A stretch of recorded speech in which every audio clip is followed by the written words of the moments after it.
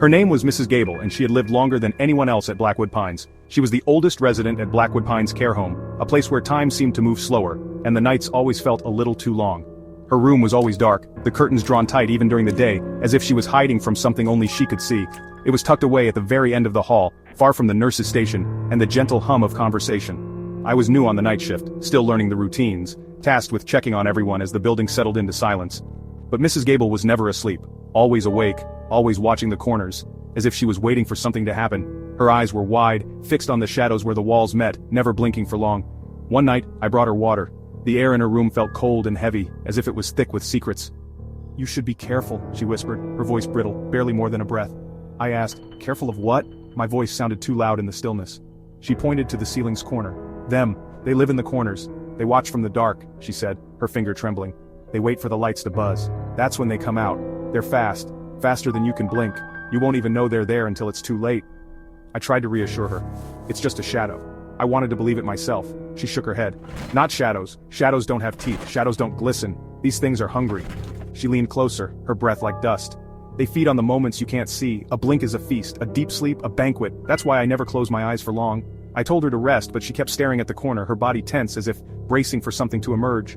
I left her room uneasy, dismissing her words as confusion, but her fear clung to me like a chill. As I walked the hall, I found myself glancing at the corners. Darker, deeper than before, as if the shadows themselves were listening. I laughed it off, trying to shake the feeling. It was just a story, I told myself, or so I thought. That night, the shadows seemed to stretch, swallowing the light, creeping along the walls in ways I hadn't noticed before. Mrs. Gable's warning echoed in my mind, her words replaying with every flicker of the lights. I tried to forget, but the feeling lingered, a weight pressing on my chest every time I passed a darkened corner. The care home felt different after that, quieter, as if the building itself was holding its breath. I started to dread the night shift, the hours stretching out, each one heavier than the last. I wondered if I was imagining things, if the stories were just the product of an old woman's fears, or if there was something more. But I couldn't shake the sense that something was watching. The corners felt alive, pulsing with a presence I couldn't explain. I told myself it wasn't real, that I was just tired, letting my imagination run wild, but deep down I wasn't sure. The fear was real and it was growing, and soon I'd learn the truth, about the shadows, about Mrs. Gable, and about what really waits in the dark. The shadows at Blackwood Pines were hungry, and they were waiting for someone to blink. The lights at Blackwood Pines always buzzed, a constant, uneasy hum. Sometimes they'd flicker, plunging the halls into brief darkness. After Mrs. Gable's warning, every flicker made my heart race. I found myself staring into the shadows, searching for something I couldn't name. The shadows stretched and shifted, twisting into strange shapes. A coat rack's shadow became a tall, thin man, a wheelchair, a crouching beast. I told myself it was just my imagination, but the feeling of being watched never left. One night the power flickered more than usual. The buzzing grew louder, like a trapped insect. The lights went out, total darkness. When they returned, the shadows had moved. The coat rack's shadow was closer, darker, almost solid. I stood frozen, fear knotting my stomach. Shadows can't move on their own, I told myself. But the fear was real. I started walking faster, avoiding the shadows. The care home felt like a place of secrets. Mrs. Gable's words haunted me. They wait for the lights to buzz. I wondered if she was right. I wondered what was really hiding in the dark, and I began to dread the next flicker. A week after Mrs. Gable's warning, Mr. Henderson vanished. It was a quiet Thursday, the kind of night when the world feels paused, and nothing seems out of place. Until it is. He was always a sound sleeper in room 2B, never one to wander or cause trouble. His routines were as steady as the ticking of the old clock in the hallway. I checked on him at 3 a.m., the hallway light outside his room buzzed and flickered, casting strange shadows that danced along the walls. His bed was empty, sheets neatly pulled back as if he'd simply stepped out for a moment, but the room was cold, untouched, and silent. He wasn't in the bathroom or anywhere else in the building. I called his name, my voice echoing down the empty halls. It was as if he'd vanished into thin air, leaving behind only a sense of unease that crept into every corner. We searched everywhere. The police were called, their flashlights sweeping the grounds, but there was no trace of him, no sign of him, just a locked window and a closed door as if nothing had disturbed the night at all.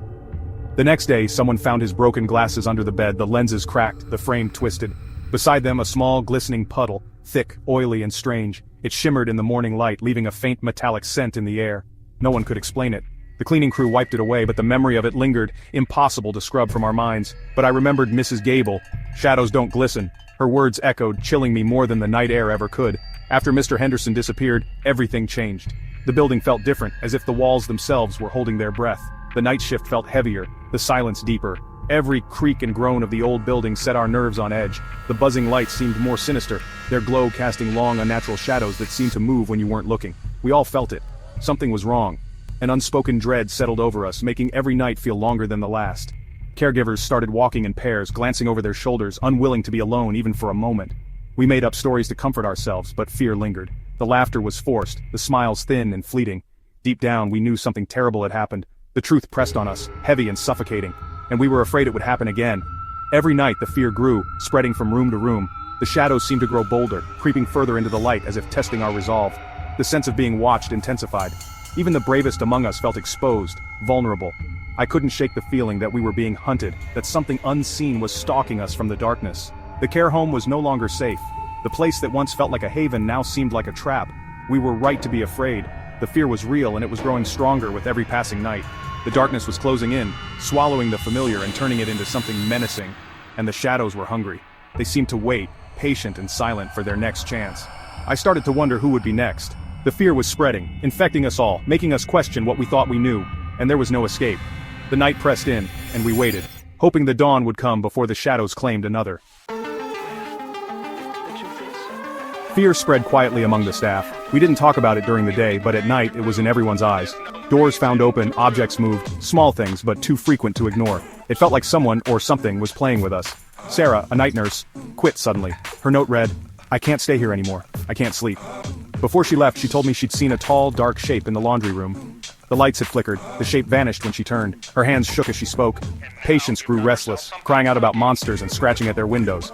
We told them it was just nightmares, but their fear was contagious. I sat at the nurse's station listening to the hum of the lights. The terror grew with every buzz. I started to doubt my own sanity. Was it real or was I just tired? But Mrs. Gable's words haunted me. They feed on the moments you can't see. I felt eyes on me, always watching. The shadows seemed to move when I blinked. I was being hunted. The buzzing was the sound of the hunters getting closer, and I was running out of time. It was a stormy Tuesday night, the kind where thunder rattles the windows and the wind howls like a living thing outside. Rain battered the old building, making the walls shudder with every gust. The power flickered as I did my rounds, the lights struggling to stay alive against the storm's fury. Each step echoed in the empty hallway, the air thick with the scent of ozone and damp carpet. I approached Mrs. Gable's room. The light above her door buzzed and flashed, casting strange shifting shadows on the peeling wallpaper. The hallway was a dizzying strobe of light and shadow, each flash making the world seem less real, more like a fever dream. I pushed open her door, the hinges creaking in protest, my heart thudding in my chest. The room was nearly pitch black, save for the occasional flicker of light that barely illuminated the shapes within. In the flickering light, I saw her, sitting up, pointing at the far corner, mouth open in silent terror. Her eyes were wide, unblinking, fixed on something I couldn't yet see. I followed her gaze. At first, just darkness. Then, as the light flickered, I saw it. Something that should not exist, revealed for a split second at a time. Tall, almost touching the ceiling, its form seemed to stretch and waver with every pulse of light. Thin, glistening red muscle, no skin to hide the rawness beneath.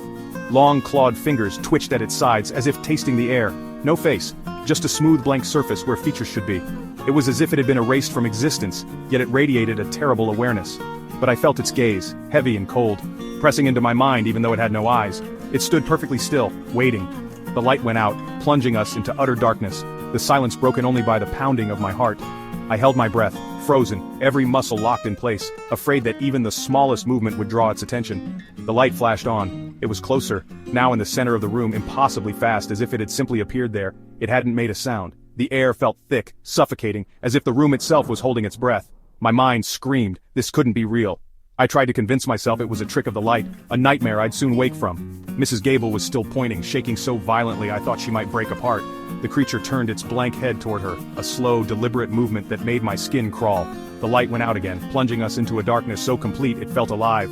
In the darkness, a single, wet, tearing noise echoed, a sound I'll never forget. Then silence, heavy and absolute. The lights came back on. The creature was gone. So was Mrs. Gable. The bed was empty, sheets twisted and cold. Only a glistening puddle remained, spreading slowly across the floor, catching the light in a way that made my stomach turn. I stumbled back, heart pounding so loudly I thought it might burst. The truth was undeniable, no matter how much I wanted to run or scream. The thing in the corner was real, and it was hungry. Its presence lingered, a cold shadow that would never leave. I knew I had to get out, to escape before it returned for me. Every instinct screamed at me to run, but I would never truly escape. The memory of that night would haunt me forever, a shadow at the edge of every room. The shadows had claimed another. and I knew, deep down, that the thing in the corner was still waiting, hungry for the next soul to wander too close. I ran. Out of the room, out of the care home, into the rain. I never went back. The police called it another disappearance. They found a glistening puddle in Mrs. Gable's room. No one wanted to explain it, but I knew what it meant. I couldn't sleep after that night.